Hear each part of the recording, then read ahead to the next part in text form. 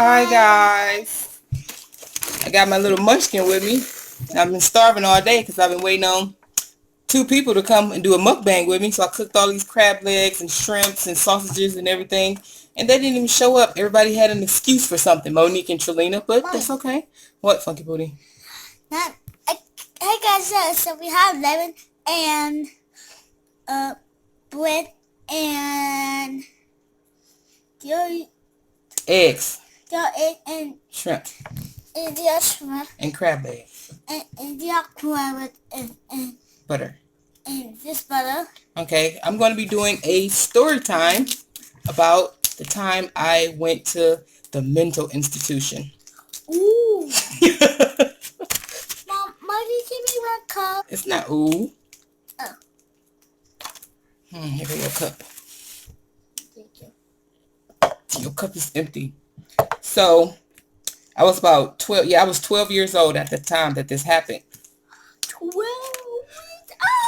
And I was over my cousin's house, Irvin and Lucy, for the summertime. Yeah, my father used to ship me out a lot. The reason being, I don't know.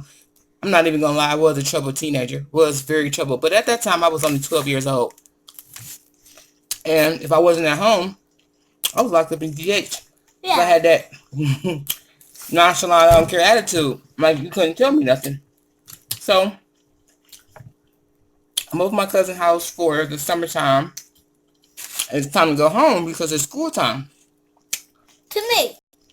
Hush, Journey. It's time for me to start getting ready for school. And getting all the school's clothes and stuff that I needed. It was at nighttime when I arrived. And when they pull up and they drop me off, I see a bunch of police and ambulance outside in front of the house. So I wasn't there when anything happened, so I didn't think anything of it. So I go inside of the house, everybody quiet, everybody looking at me, ain't nobody saying nothing. So you ain't saying nothing to me? I'm not saying nothing to you either. Oh well, I was 12 years old and ignorant. So, long story short, the police and ambulance leave. My father and his wife at the time go upstairs or whatever, and they get to talking or whatever. Yeah, so the video cut off because I'm using my daughter's phone. She got so many ads on this phone that it's going to keep on stopping. So just bear with the story. So my dad and his wife at the time go upstairs, whatever. By this time, it's like 2 o'clock in the morning. The whole house is chilled and everybody's in the house asleep. So I sleep downstairs because probably at the time I was being rude and wasn't getting along with my sisters and brothers at the time. Nope, stop. No brainer, typical me. I remember I'm 12 years old at the time. Stop playing in that butter, Journey. Okay.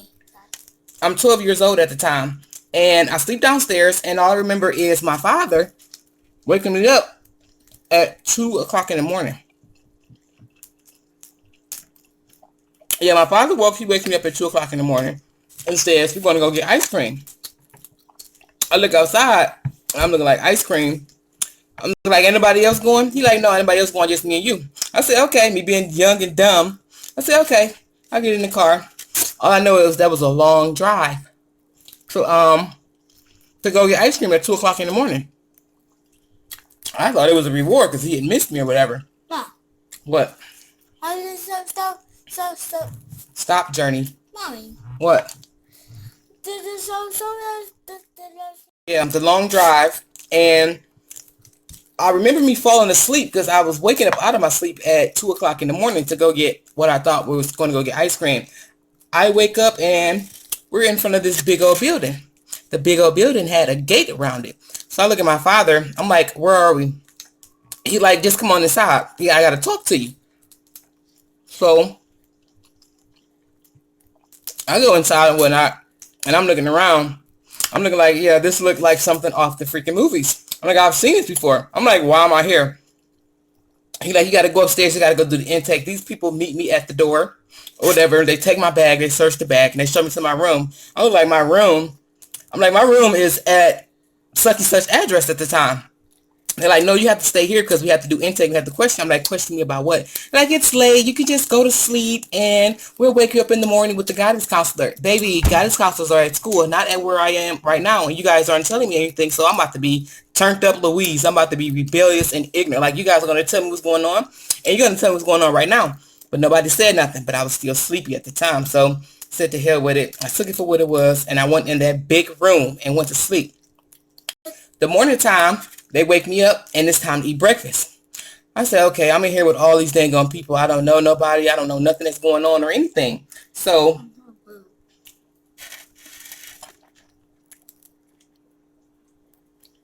yeah, it's the morning time. They like, it's time to go downstairs and go and get breakfast. I'm like, breakfast? I'm like, dude, this is not my home. I need to be home, harassing my siblings, because this is something new to me. I said, okay, I'm going to just go ahead on the road with the flow. We get downstairs, and as we all walk, and it's a whole bunch of us. It's all kids inside of there.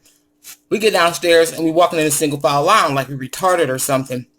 And I see these doors put off to the side. And I'm looking like, I'm in a fucking mental institution. I am in a mental institution. Because it's like the padded walls on the sides and whatnot. I'm just looking like, no, there's no way I'm in a mental institution. I walk past the doors. It's like 8 doors. 4 on this side, and it was 4 on this side. So I go sit down at the cafeteria. You can go and get your breakfast or whatever. They like, you can eat whatever you want to eat. I'm like, food? Because there was never no food at the house. So I get up and I go check the breakfast out. The breakfast, I will never forget that breakfast. That breakfast was, oh my God. And you go back for seconds and thirds and fourths. You can go back and eat however much you want to eat. And I wasn't used to that because there was a whole bunch of us in the house at the time. So it was at that moment that I knew I was going to love exactly where I was. So at the breakfast, I'm stuffed. I go back upstairs. There's something called a game room. I'm getting to know everybody. And one of the guidance counselor, she comes out and she says, she calls my name or whatever. And she's like, okay, it's time for your intake. I'm like, okay, now I'm about to get down to the bottom of this of actually why I'm really here. Because I was told I was going to go get ice cream at 2 o'clock in the morning. I was waking up out of my sleep. Up out of my sleep. So, then go sit down, baby. So the guidance counselor comes, she gets me, and we go to this little big room, still padded room or whatever.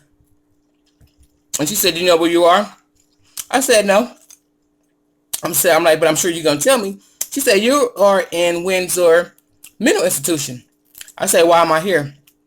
They say, you tried to kill someone with rat poison. I say, huh? They say, yeah, you tried to kill someone with rat poison. I'm not going to say the name or whatever. So she like, you tried to kill such and such with rat poison, and it happened on such and such day. I'm looking like, on such and such day, dude, I wasn't even home on such and such day because I was out with my cousins or whatever. So I'm inside of this place for 14 days for something I didn't even do. Something I didn't even have no whereabouts of what the hell was going on because I wasn't even there when it happened. So I'm in there. I didn't even care because they had food. They had hella food. Oh my God, food galore. I was looking forward for breakfast, lunch, dinner, snacks that had snack bars in the little refrigerators inside the little game room, the padded game room. And I was loving it. I met a whole lot of new people inside of there or whatever. And I would actually have fun. And the crazy part is one of the girls, her name is Rachel Garcia. I'm still friends with her to this day. And I'm 34 years old. And I was 12 years old when that shit happened to me. So I'm in there for 13 days. No, I'm in there for 12 days. On the 13th day, they get to ask me questions. And one thing about my father, he never really wanted us to take medication. So I'm watching everybody else take medication. And I'm not taking medication. So I'm looking like, telling these people like, why am I not on medication? If y'all believe that there's something wrong with me. They say it was just your father's request. I said, oh, the nigga did something right. What the hell, he supposed to get brownie points for this? I'm like, dude, no, you got me sent inside of here for something I did not do. I'm 12. I'm innocent. I didn't do it. I wasn't even at home when it happened. So I think like the 14th day is when it's time for me to go home. No, the 13th day is when it's time for me to go home, because if you stay in a mental institution for 14 days, instead of Ohio during that time, you're legally insane, deemed mentally insane or whatever. So the 13th day, it's time for me to go home. And my father comes to get me, and he packs up. All of my stuff is already packed up. I'm looking like, where am I going now? They're like, you going to go stay with your grandmother? I'm like, why am I going to go stay with my grandmother? I'm like, why come I can't go back home? You know, I'm 12 years old. I want to know what the hell is going on and why was I accused of rat poison? They're like, you put it inside of the coffee or whatnot. I'm like, I wasn't even there when it happened. So Finally get down to the bottom of it. While me being gone for the whole entire summer.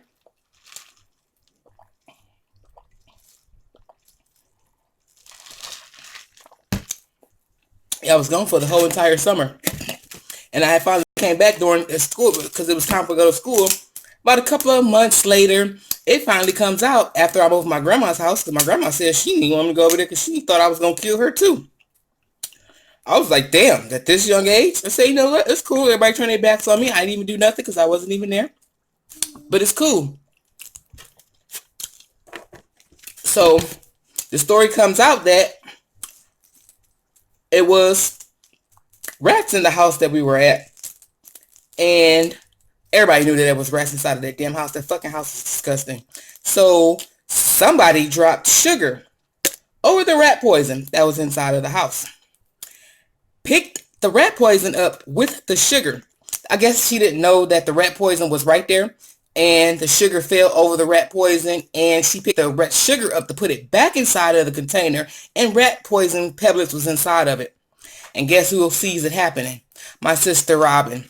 Guess who don't say nothing and watch me go through that shit? My sister Robin. Whew, family ain't shit. But I wasn't even mad when I found out what happened. I just wanted an explanation of why I'm 12 years old being locked up in a mental institution and I didn't know what the hell was going on. And I'm not even going to lie. When it was time for me to go back home on that 13th or 14th day, whatever day was it, I was pissed because I was enjoying that dang on food and all the snacks and I wanted to stay inside of there. But yeah, after my grandma said she didn't want me to stay with her no more, that's when I was like the pass around pack. I'm going to go stay with my mom. And my little sister made a comment like, my mom wanted me to get her some water. So my little sister made a comment like, you better not tell her to get no water because she going to try to poison you. And that was like before I found out what actually had happened. Because, yeah, like I said, I was clueless about the whole thing. But yeah, after I left my mom's house, I went over to one of my cousin's house. And that was from the age of 14 to about 16. I want to say 16. Yeah, that was paradise also. I always stayed in trouble. Yeah, like I said, juvenile was my second home.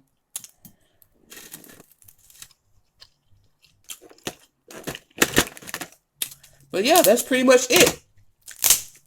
Right now, to this day, I ride past that place. And I said, when I seen it a couple of years ago.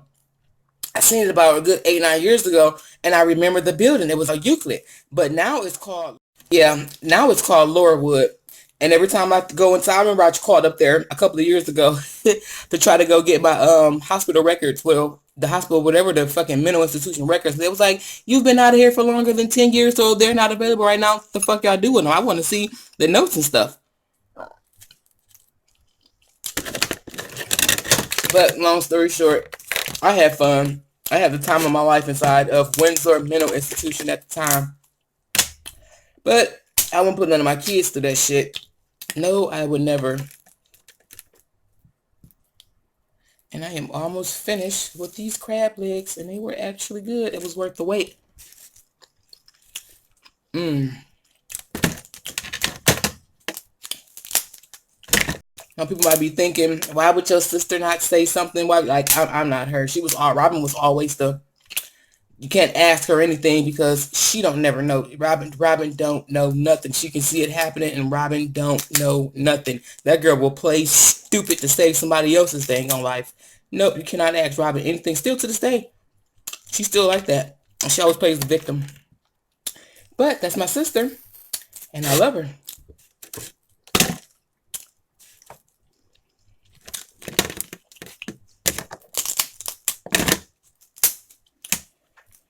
Yeah, that about wraps up the video. That is the time I went to the mental institution. Oh, if I would have fucking stayed, I probably would have been getting Social Security right now. I'm still playing stupid. 14 days. You're legally deemed mentally challenged. You get Social Security for the rest of your life. And I'm poor. Bye, guys. Thanks for watching.